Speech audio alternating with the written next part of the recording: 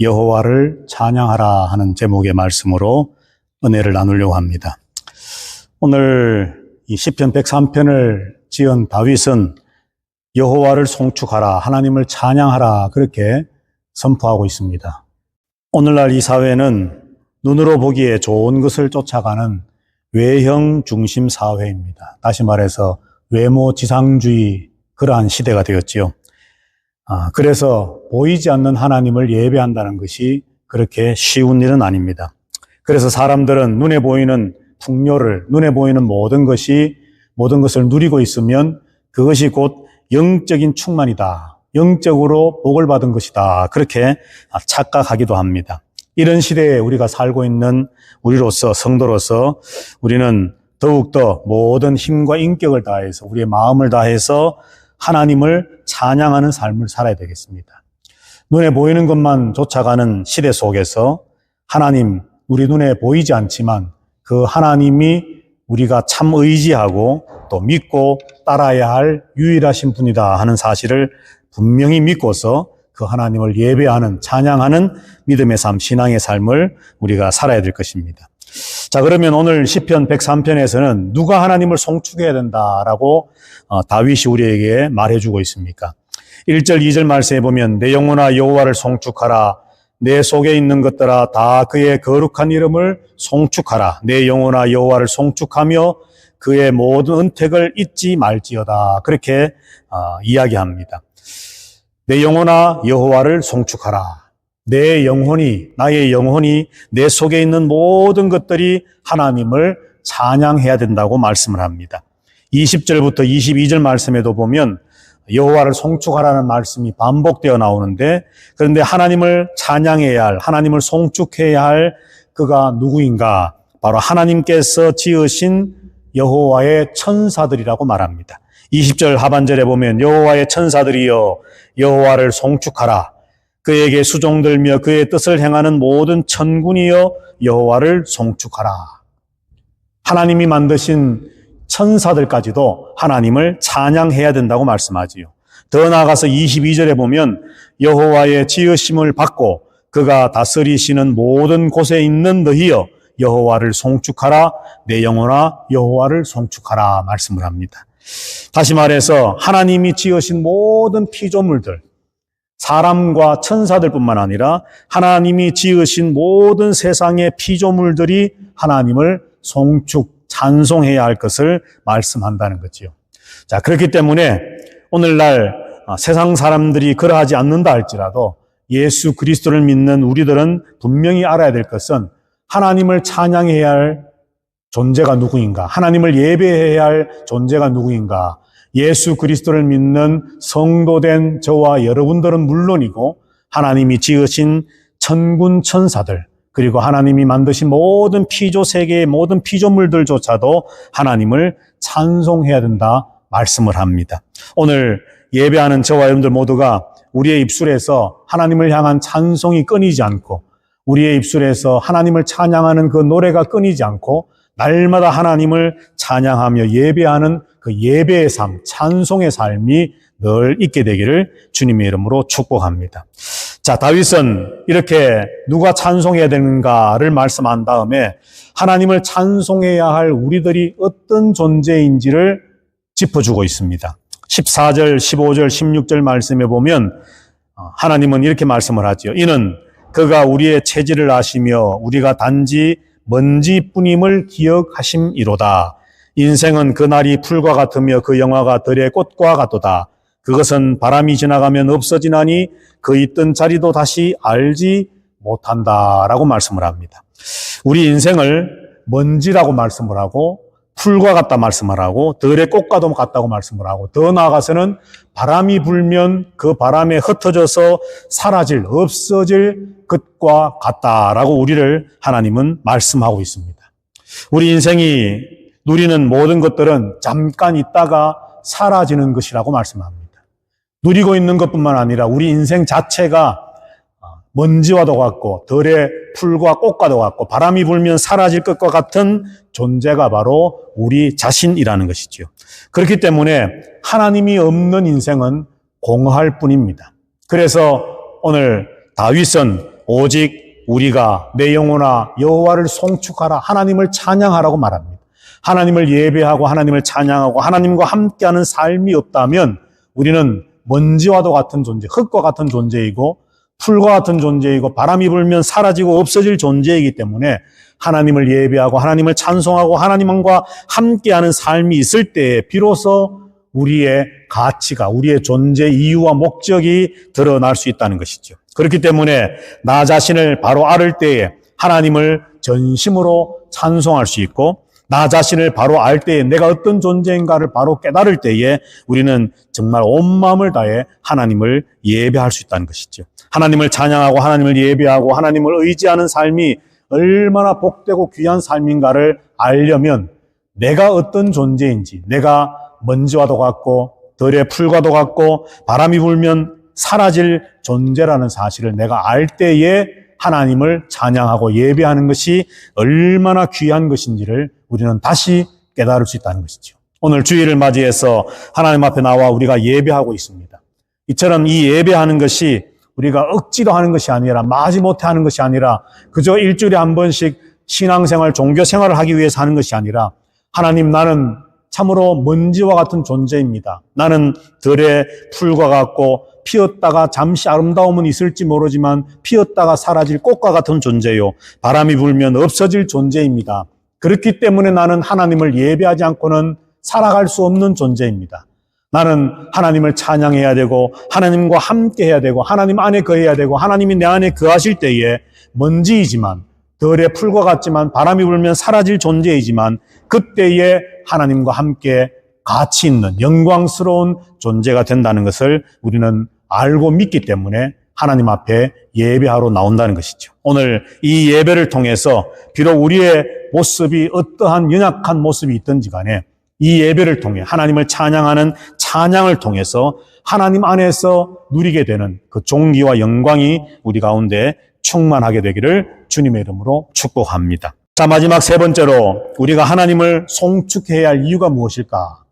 하나님께서는 다윗을 통해서 내 영혼아 여호와를 송축하라, 천군 천사들이여 하나님을 송축하라, 하나님이 지으신 모든 피조물들이여 하나님을 송축하라 말씀을 했습니다.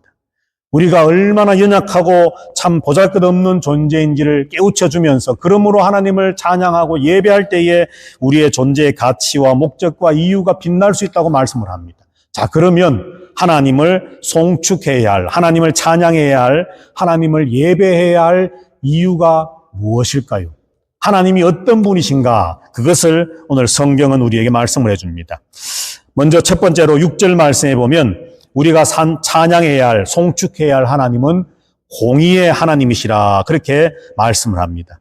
6절에 보면 여호와께서 공의로운 일을 행하시며 억압당하는 모든 자를 위하여 심판하시는도다 말씀을 합니다. 하나님은 공의의 하나님이라는 거지요.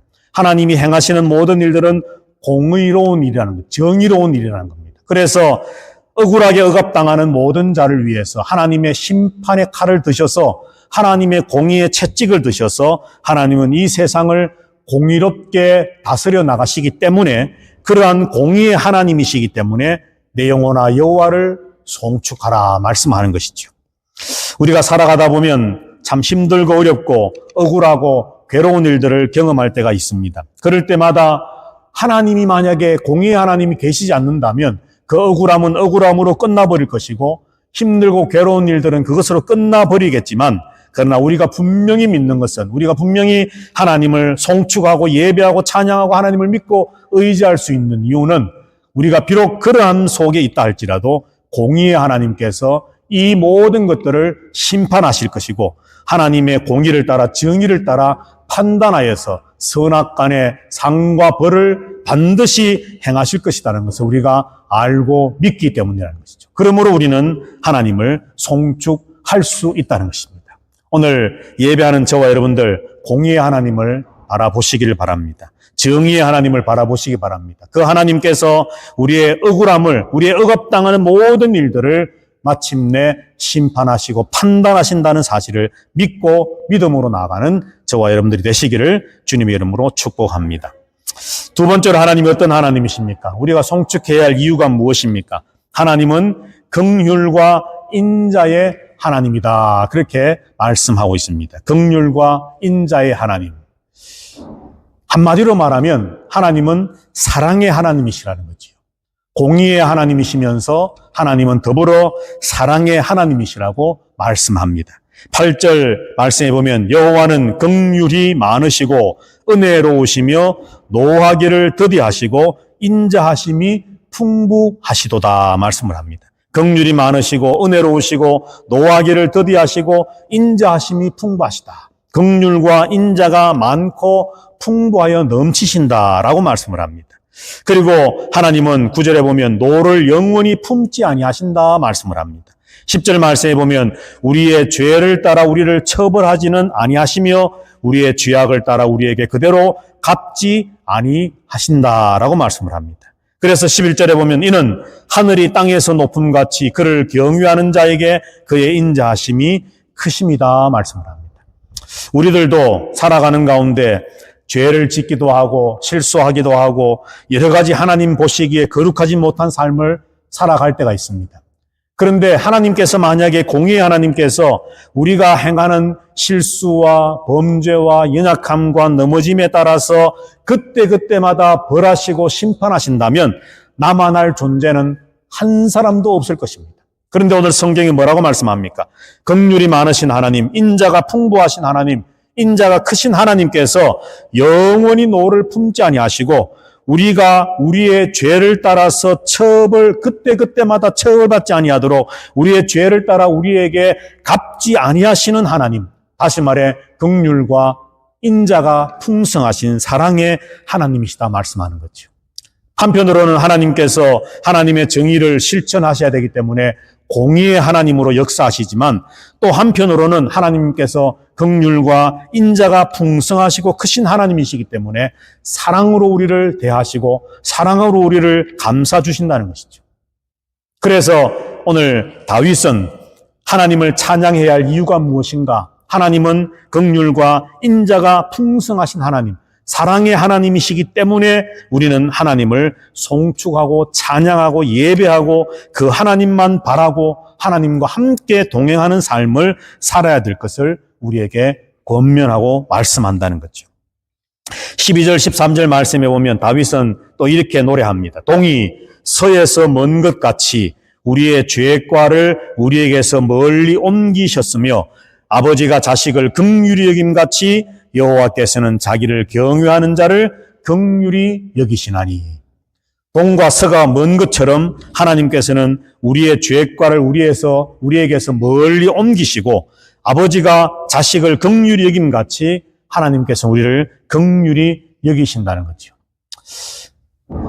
늘 죄 가운데 살고 있지만 그럼에도 불구하고 하나님은 마치 동과 서가 서로 멀리 떨어져 있는 것처럼 우리의 죄를 우리로부터 멀리 옮기시겠다 말씀을 합니다. 다시 말해서 우리로 하여금 죄 지었을 때 용서하시는 것으로 끝나는 것이 아니라 죄 지은 우리를 긍휼과 인자하심으로 그냥 품어주시는 것으로 끝나는 것이 아니라 우리를 더 이상 죄악 가운데 허덕이지 아니하도록 우리에게 그러한 긍휼과 하나님의 인자하심까지도 베풀어 주시겠다는 것이죠. 죄를 극복할 수 있는, 죄를 이길 수 있는, 죄를 딛고 서서 맞대응하여서 승리할 수 있는 그런 긍휼과 하나님의 인자하심, 사랑하심, 능력의 역사하심, 그것을 우리에게 허락하시고 베풀어 주신다 말씀을 합니다. 마지막으로 17절, 18절 말씀에 보면 여호와의 인자하심은 자기를 경외하는 자에게 영원부터 영원까지 이르며 그의 의인은 자손에게 이르니니 곧 그의 언약을 지키고 그의 법도를 기억하여 행하는 자에게로다 말씀을 합니다. 하나님의 인자하심은 영원하다고 말씀을 합니다.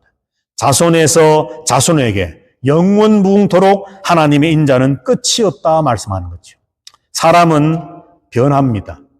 사랑하다가도 미워하게 되고 또 원수지간이 될 수 있고 여러 가지 변화무쌍한 존재가 우리 인간이지만 우리를 향하신 하나님의 그 인자하심, 하나님의 사랑은 변함이 없다고 말씀합니다. 자손에 이르기까지, 영원에 이르기까지 하나님의 긍휼과 하나님의 인자, 하나님의 사랑은 영원무궁하다 말씀을 하는 것이죠. 그래서 오늘 하나님은 다윗을 통해서 하나님이 어떤 분이신가? 왜 우리가 하나님을 송축하고 찬양해야 되는가? 긍휼이 많으시고 인자가 풍성하신 하나님이시기 때문에, 사랑의 하나님이시기 때문에 우리는 하나님을 찬양하지 않을 수 없다. 송축하지 않을 수 없다. 그 하나님을 예배하지 않을 수 없다라고 우리에게 말씀해 줍니다. 힘들고 어려운 인생의 삶을 살고 계십니까? 실수로 내가 알든 알지 못했던 지은 죄 때문에 고민하고 괴로워하고 슬퍼하고 계십니까? 여러분의 삶의 환경이 어렵고 힘들기 때문에 그것 때문에 괴로워하고 계십니까? 그러나 하나님은 분명히 말씀을 합니다. 그러함 속에서도 하나님을 찬양하라. 하나님을 송축하라. 그 하나님의 사랑을 예배하고 하나님을 예배하라고 말씀합니다. 왜요? 그 하나님의 사랑이, 하나님의 긍휼과 인자가 영원 무궁하고 풍성하고 크시기 때문이라 하는 것이죠. 마지막 세 번째로 하나님께서 우리에게 어떤 하나님이십니까? 하나님을 우리가 찬양해야 할, 송축해야 할 이유가 무엇입니까? 바로 그 하나님께서 우리를 다스리시고 마침내 회복시켜 주실 것을 말씀하고 있기 때문입니다. 19절 말씀해 보면 여호와께서 그의 보좌를 하늘에 세우시고 그의 왕권으로 만유를 다스리시는도다. 그렇게 말씀을 합니다. 우리가 알고 있는, 우리가 믿고 있는 하나님은 온 우주 만물의 통치자이십니다. 하나님이 나의 왕이시라는 거죠. 온 우주 만물의 왕이시라는 겁니다. 그 하나님이 나의 왕 되심, 그것을 우리가 알고 있기 때문에 그 큰 은혜와 그 큰 놀라운 하나님의 역사하심이 바로 우리의 찬양의 주제가 된다는 거죠.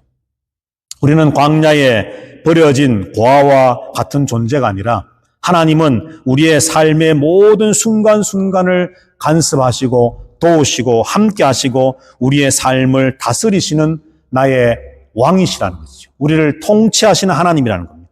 우리가 통치다, 또 다스린다, 왕이다 그러면 사실은 긍정적인 뉘앙스보다는 부정적인 뉘앙스가 먼저 떠오를 수가 있습니다. 다스린다 그러면 억압이 생각날 수 있고, 통치한다 그러면 자유가 없음을 우리는 생각할 수 있습니다. 그러나 하나님의 통치는, 하나님의 다스리심은 그런 사람들이 생각하는 어떤 억압과 또는 억눌림과 그런 통치와 다스림이 아니라 하나님의 통치와 하나님의 다스리심은 공의와 사랑입니다. 잘못된 자들에게 벌을 주시지만 그러나 하나님께서는 영원히 변하지 않는 하나님의 사랑으로 이 세상을 다스리신다는 거죠. 그래서 하나님의 자녀들이 망하는 자리에 떨어져서 그냥 망하는 것을 두고 보지 아니하시고 하나님의 크신 사랑과 인자와 긍휼로 조금 전에 말씀 나누었던 것처럼 영원하신 그 하나님의 사랑으로 우리를 건지신다는 거죠. 그래서 3절부터 5절에서 그 다스리시는 하나님께서 어떻게 하신다고 말씀을 합니까? 3절부터 5절에 보면 그가 내 모든 죄악을 사하시며 내 모든 병을 고치시며 내 생명을 파멸해서 속량하시고 인자와 긍휼로 관을 씌우시며 좋은 것으로 내 소원을 만족하게 하사 내 청춘을 독수리같이 새롭게 하시는도다 말씀을 합니다. 우리의 죄를 용서하시고 우리의 병을 고치시고 우리를 파멸에서부터 속량하여 건지시고 우리에게 멸관을 씌워주시고 우리의 소원을 만족하게 해주시고 마침내 우리를 새롭게 하시겠다고 말씀한다는 거죠. 하나님의 다스림은 바로 이것입니다. 예수 그리스도를 믿는 거룩한 자, 경건한 자, 예배하는 자, 하나님을 송축하는 자들을 그냥 멸망의 자리에, 죄악의 자리에, 흑암의 자리에 버려두는 것이 아니라 사하시고 고치시고 속량하시고 영광의 면류관을 씌우시고 만족하게 하시고 새롭게 하심으로 하나님과 함께 이 세상을 다스리는 왕권에 참여할 수 있도록 하신다는 거죠. 그러므로 우리는 하나님을 송축하지 않을 수 없다는 겁니다. 하나님을 찬양해야 할 이유가 마땅하다는 것이죠. 하나님을 예배해야 할 이유가 분명하다는 것입니다. 오늘 하나님께서는 다윗을 통해서 우리에게 여호와를 송축하라. 내 영혼아, 내 속에 있는 것들아 다 여호와를 송축하라. 천군 천사들이여 여호와를 송축하라. 세상 모든 피조물들이 하나님을 찬양하고 예배하라고 말씀합니다. 그 하나님께서 예배 받으시기에 합당한 분이시기 때문에 오직 하나님 한 분만이 우리의 찬송 받으시기에 합당한 유일하신 분이기 때문에 하나님은 그렇게 명령하십니다. 오늘 하나님의 긍휼과 하나님의 인자와 하나님의 사랑, 하나님의 공의가 마침내 실현되어져서 하나님께서 우리를 건지시고 회복하시고 새롭게 하시는 그 모든 일들의 결정적인 터닝 포인트가 바로 예수 그리스도의 이 땅에 오심과 십자가의 죽으심과 부활하심과 승천하심과 하나님 보좌 우편에 앉으셔서 왕으로 다스리심, 이 예수 그리스도의 사역을 통해서 우리의 모든 것들이 이루어졌습니다. 하나님의 공의가 이루어졌고 하나님의 사랑이 이루어졌고 하나님의 회복이 이루어졌고 새롭게 하시는 하나님의 역사가 예수 그리스도의 십자가와 사랑을 통해 이루어졌다는 것이죠. 우리가 매주마다 하나님을 찬송하며 예배합니다.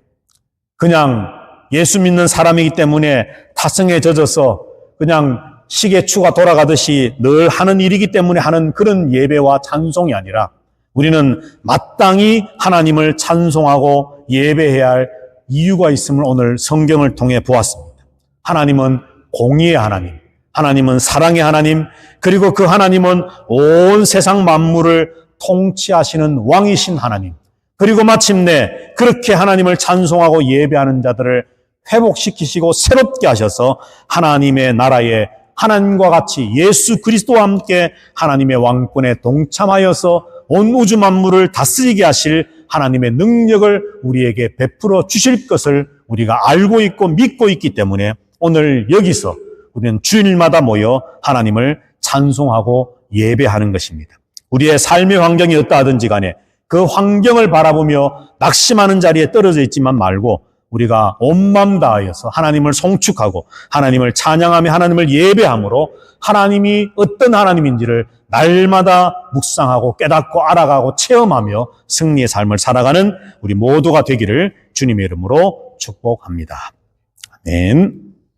여호와는 내게 복을 주시고 너를 지키시기를 원하며 여호와는 그 얼굴로 내게 비추사 은혜 베푸시기를 원하며 여호와는 그 얼굴을 내게로 향하여 드사 평강 주시기를 원하노라.